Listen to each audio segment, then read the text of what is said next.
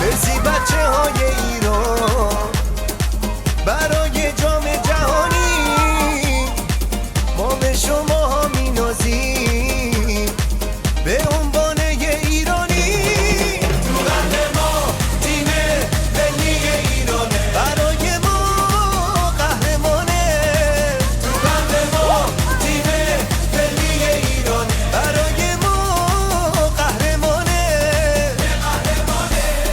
عاشق فوتبالیم، فوتبالیم، ایران ایران ایران، به شما میبالیم، میبالیم، ایران ایران ایران.